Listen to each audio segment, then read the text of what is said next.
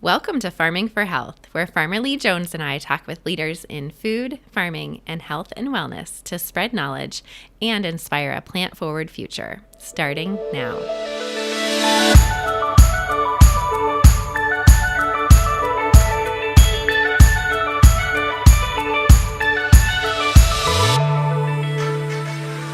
Welcome to the Farming for Health podcast. I'm Dr. Amy Sapola, and today I'm joined by Autumn Michaelis. She is a coach and author.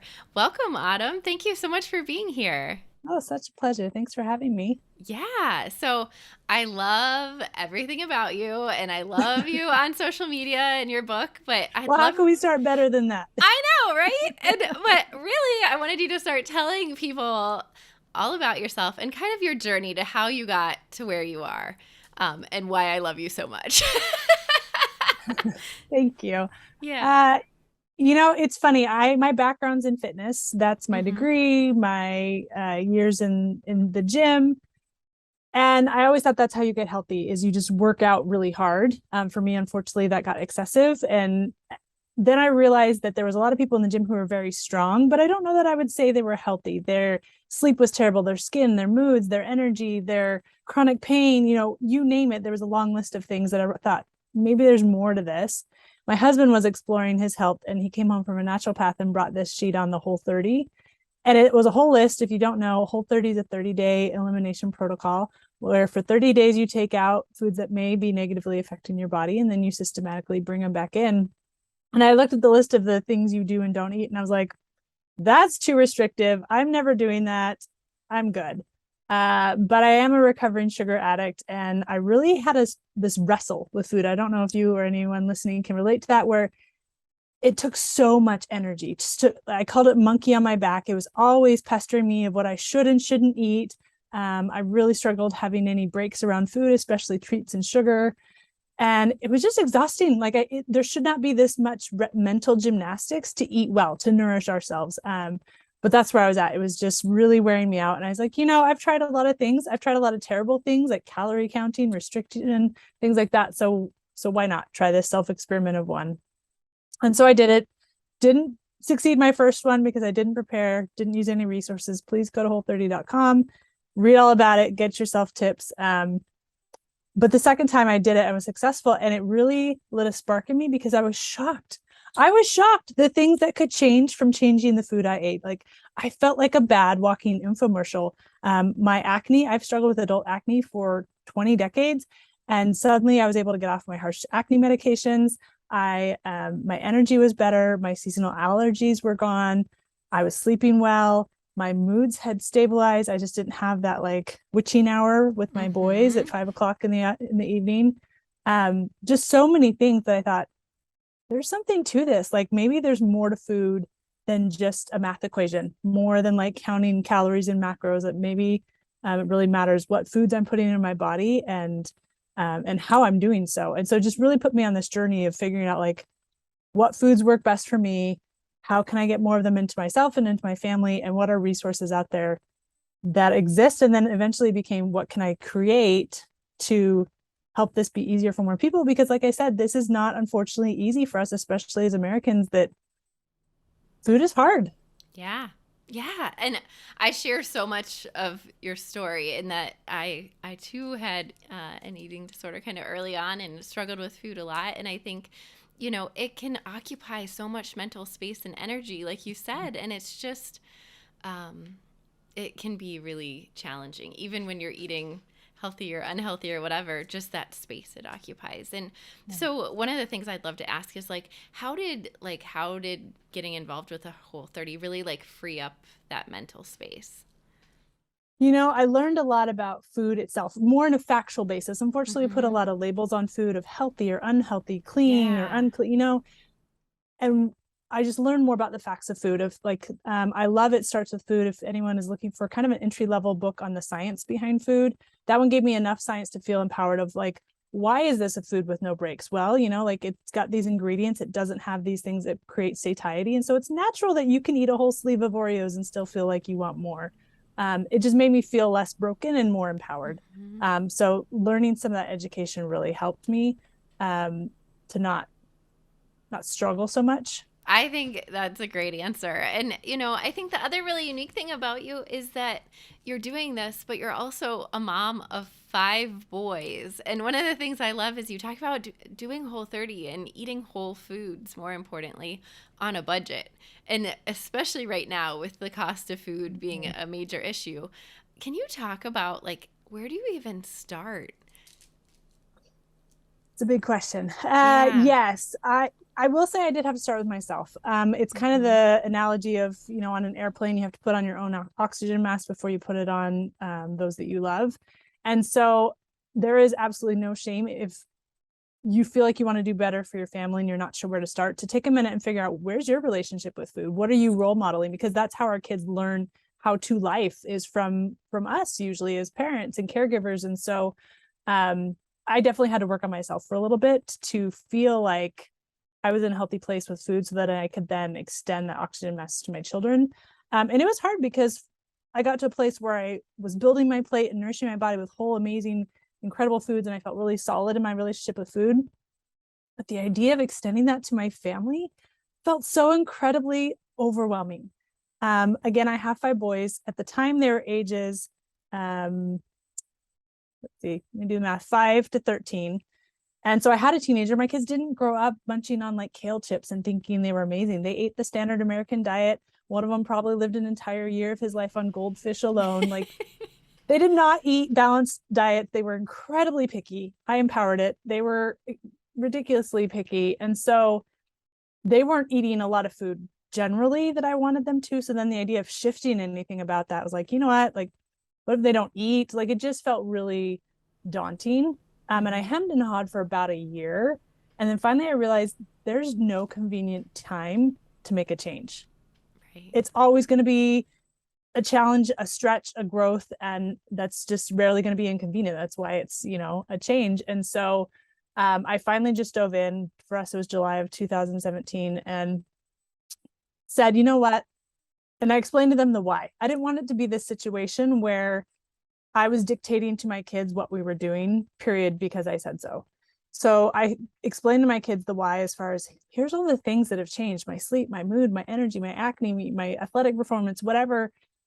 And I would love to see if this could help you. And so I set, very similar to Whole30, I set a 30-day parameter. I'm like, hey, for 30 days, let's take out gluten, dairy, and refined sugar. Because those were the three that I was super curious. Could these change, improve my boys' health? And so we dove in. I worked really hard to find a lot of resources that made it feel less foreign for them. Hmm. That's a big part of where my cookbook comes from, in that at the time there wasn't a ton. There wasn't a lot of family friendly resources, but we worked really hard to find what we could. Um, it'll take time to build a new food vocabulary, and that's okay. And it was amazing. After, no one was complaining, surprisingly, after the 30 days. And I checked in with them individually and just said, hey, is this worth it? Should we keep going? And there was everything from my oldest son, who was 13, saying, Mom, my acne's getting better. And I just ran my fastest mile in cross country. Like, his athletic performance was improving. My second son was finally sleeping through the night. He was 11, but he was still having sleep problems. And then the biggest one was my fourth son was just a spirited kiddo. He had a lot of big energy and emotions, and he didn't know quite how to handle them. And we didn't know how to help him, which made us feel like terrible, incapable parents. And it was really exhausting and draining. Um, his moods evened out. Like, it was just night and day difference. And when I asked him what he thought of it, he's like, Mom, I finally feel like I'm able to be me. And it just like tears me up as a parent, because he was Yeah. struggling to be his best self. He didn't feel like he could behave even in the way he wanted to. And so after that, I was like, okay, I'm in like that. I could not pay good money for that. Like, that was the kind of thing we were considering, like, should we medicate him? But he's only 7. And so Yeah. we were all in. But then the question that comes from my husband, who's always been a self-proclaimed cheapskate, is, how do we afford this? Right. Yeah. Yeah.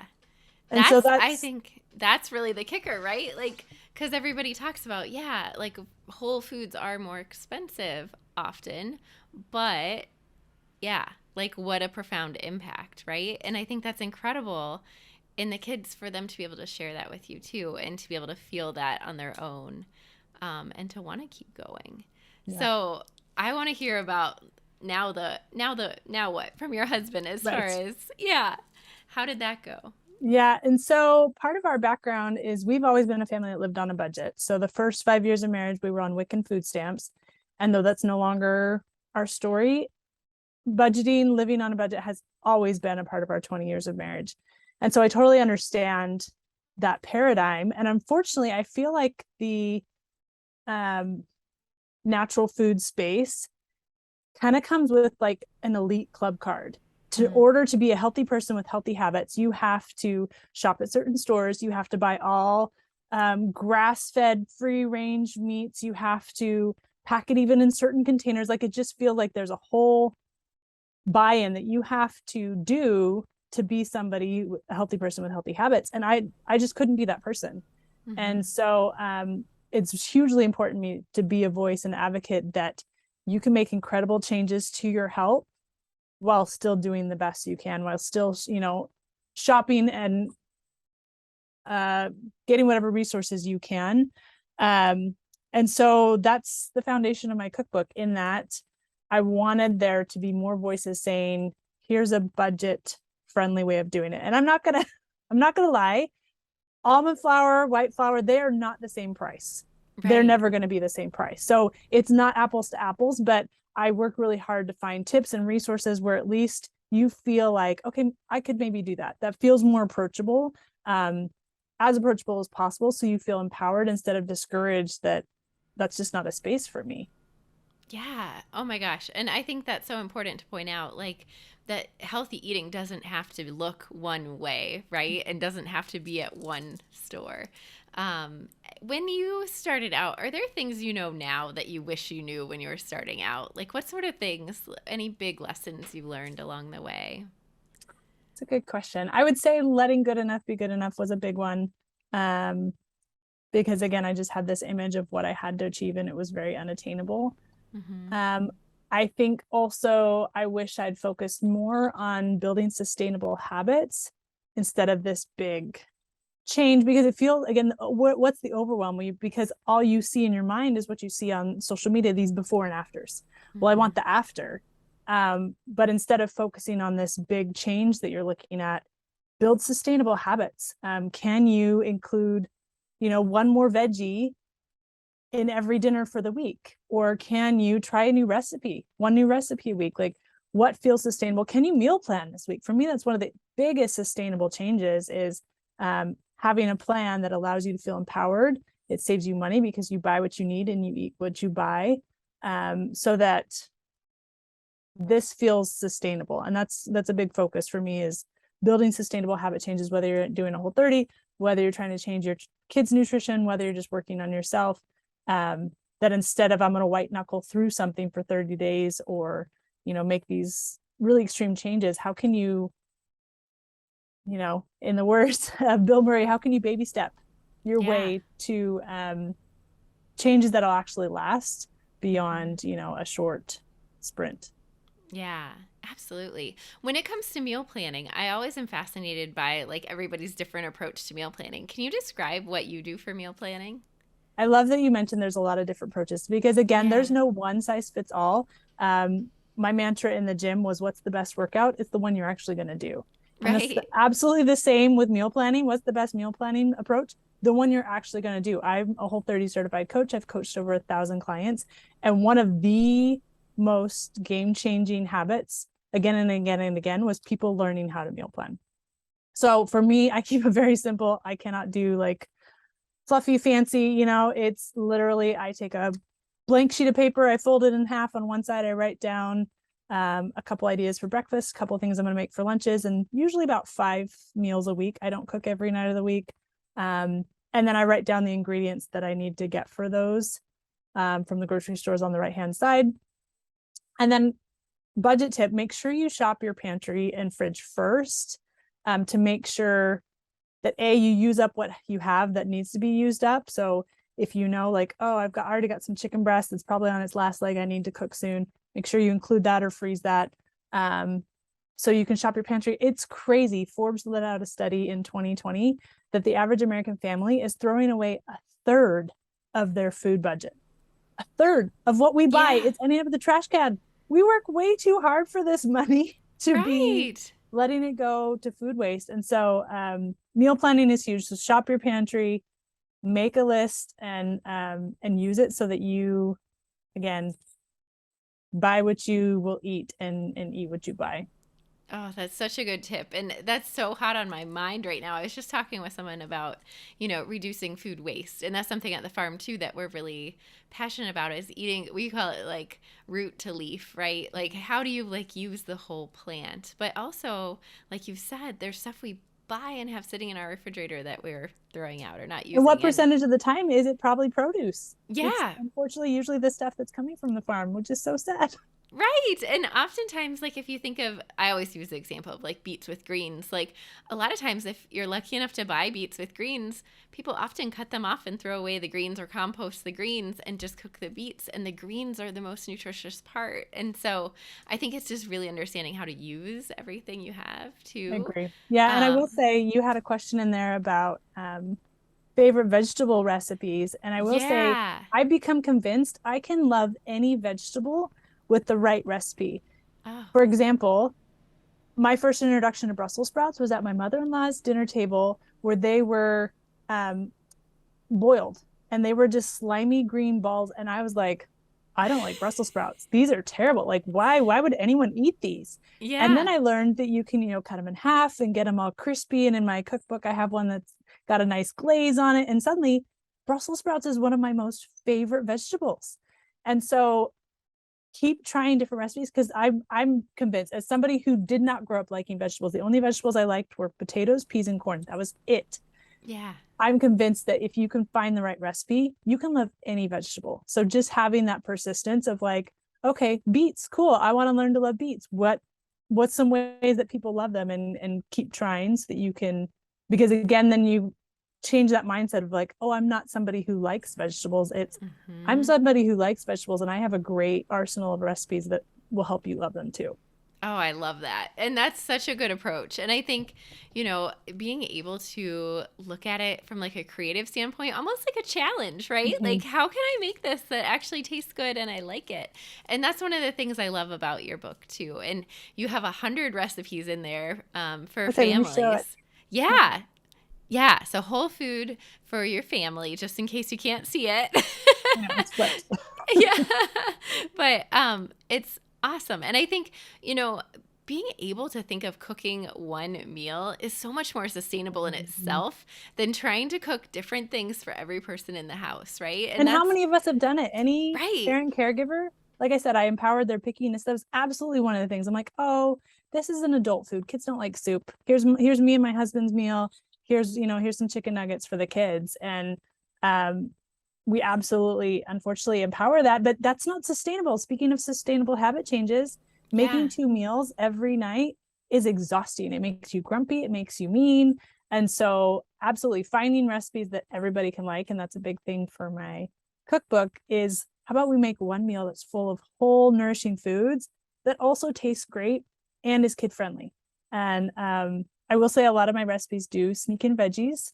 I love blending cauliflower from everything into soups to pudding. Yes, I have a chocolate pudding that has cauliflower Oh, that you will yum. love. But yeah, having that creativity and finding meals that can work for the whole family so you don't burn yourself out trying to make, I mean, you're cooking from scratch. You're cooking food generally. Let's not make this harder than it needs to be. Right. And I love too that you're not, it's not, it doesn't feel like deprivation.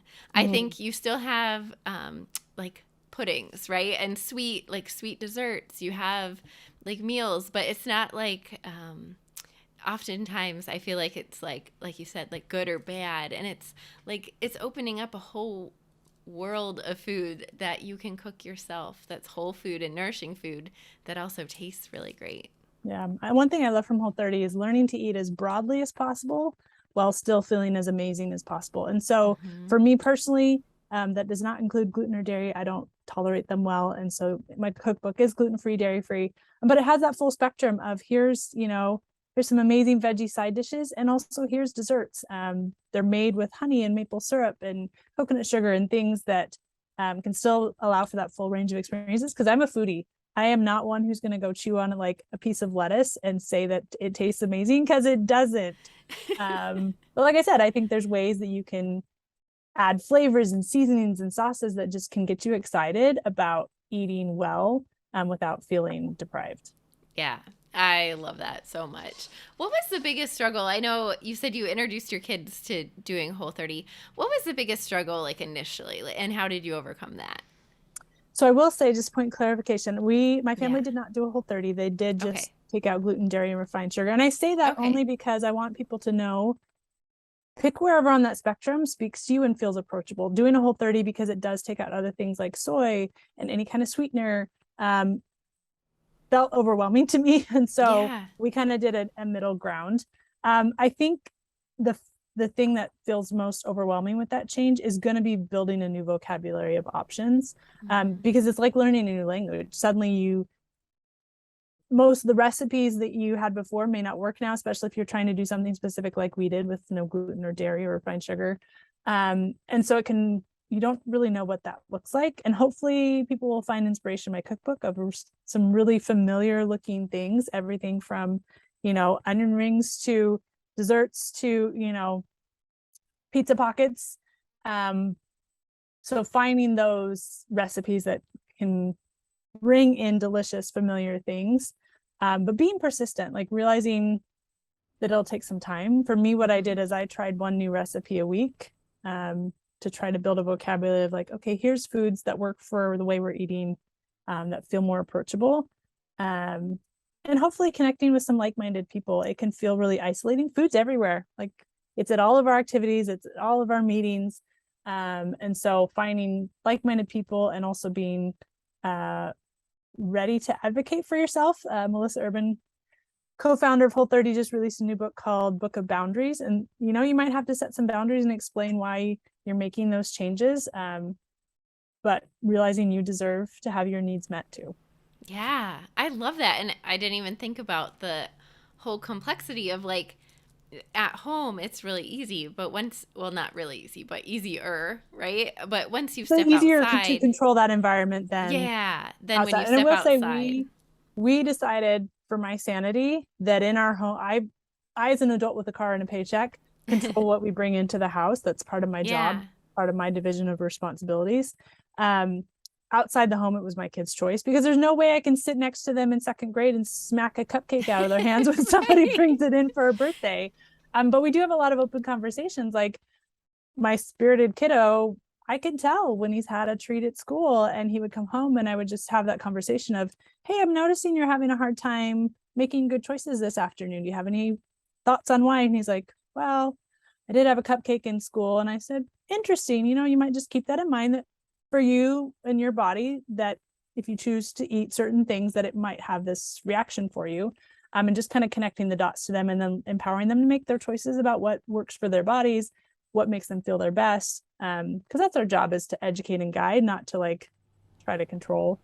Yeah. And I think so many of us have like I don't know the right word, like messed up relationships with food because of Mm, that yeah. um, kind of mentality of being controlled or being told to eat one way versus another, and even just the perception out like in popular media. And so I think teaching kids from a young age to be able to listen to their Just be bodies. I mean, curious. Yeah. yeah, and to have that trust that like you know how you're feeling, right? And you can make those decisions. And so I think that's really empowering and amazing for kids to learn so young. So, Thank you. um, as far as someone who wants to get started with Whole30, like if someone wants to start even just bringing in more whole foods, where do you start? Well, I have to say it. I highly recommend you start with my cookbook. Just Yeah. saying, it is definitely designed as somebody who just needs approachable, easy, simple, minimal ingredients, simple directions. Like, my goal is that my book would empower you, make them feel like you could do this. So of course, I recommend you start with my cookbook. I also will say, focus on those sustainable habits, like I was talking about, instead of that big, Mm-hmm. and change what sustainable habits could you implement. And again, my cookbook's got a lot of them, but things like meal planning, how many vegetables are you having, are there swaps that feel sustainable, start reading your labels. Are you aware of what's in your food? Because again, it's not that these are bad or good, but did you know that there are 16 kinds of sugar in your children's granola bars? When we started paying attention, I was like, holy cow, I'm not okay with that, but I didn't know. So educate yourself, whether it's reading some books or reading labels. It's super empowering to know what's in your food and actively be choosing it wherever you fall on what works for your body. And then, like I said, finding that community, and then stop waiting for the right time. It's just never going to come. So don't be afraid to dive in and embrace the opportunity to change, because if I had waited for the right time, my family would be exactly where we were before, because it change is intimidating. Yeah. Oh, yeah. 100%.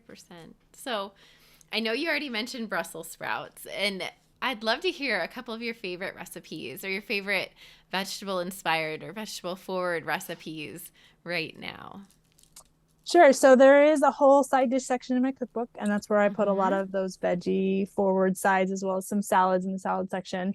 I love my broccoli salad. It's one of those great. I mean, I feel like right out of college, I worked at the Walmart deli. Like most delis have like a broccoli salad. It feels kind of like an American classic. You can really easily make that with simpler, more whole food ingredients. And it still tastes amazing. It's one we take to potlucks. It's a great like bring, because then you know there's a dish that works for you. So I love my broccoli salad, super portable. I also have to laugh. I love, on the cover of my cookbook are my carrot fries. So my husband told me that he was pretty sure carrots were the most useless vegetable of all times. He's like, why do we even make baby carrots? Like, we need more of them in smaller version. He's like, carrots are just worthless. And he loves every vegetable. So this was like a Oh, big thing for him. interesting.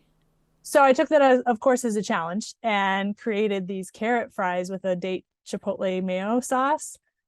Amazing. And after he ate them, he's like, oh, those were really great. Thanks for the sweet potato fries. And I was like, those were carrots. And again, it just goes to show you can love any vegetable with the right recipe. So those are fun and did end up on the cover because they're just great. If you have a non-carrot lover, different Yeah. shape, different flavor and texture, great dipping sauce, suddenly they've become a family favorite that all of my boys eat. And then I Oh, also have a hummus in my cookbook. I love it because you can blend in a lot of vegetables that maybe you wouldn't normally. So it's not chickpea based. It is cauliflower and eggplant. So oh, eggplant was one I took a cool. personal challenge on. I didn't know that I could love eggplant. I was like, the texture is squishy. I just don't know. But you cream it into a dip and you don't taste it at all. It just adds a nice rich flavor. Throw in some red peppers. And so hummus is a favorite too. Oh, I'll have to try that. That sounds delicious. I love cauliflower so much. And so anything with cauliflower. And You know, I like eggplant. I'm So, kind of known as yeah. the cauliflower queen, which is really funny because I don't love cauliflower. Like I don't Oh, like the taste of it, but that's the point. Like it became this like self-challenge of what can I no. sneak it Yeah. into without it tasting like cauliflower. So it's like I said, it's beautifully blended in to thicken up soups. Um, yeah, I love it in a lot of Oh, forms now. yeah, and well, with soup season kind of upon us Mhm. too, I think creamy soups without needing dairy and being able to use the cauliflower and getting all the benefits of cauliflower is amazing. And at least from like the creamy cauliflower soups I've had, you can't tell a lot of the times if it's cauliflower or dairy, Mhm. if it's Yeah, made like I well. even have a beef stew in my cookbook. It's a budget beef stew. Mm-hmm. The cauliflower is blended into the beef broth. So it just creates a thicker soup that really Yeah, has nothing to do with or taste like cauliflower. So yeah. it's a great one. Super versatile. Oh, I love that. So, as you know, our podcast is called Farming for Health. And when I say farming for health, what does that look like to you? You know, I love that name because I was like, that has a lot of possible interpretations Yeah. for it. And for me, farming is all about growth. And that's what my journey with nutrition and food has been all about. So for me, farming for health is continuing to grow to the best version of yourself. And that's going to be different for everybody. But just having that dedication and that continued drive to continue to grow and improve your health so you can continue to show up for yourself and for those you love as the best version of yourself. Oh, I love that. What a great answer. So, where can our listeners find you online?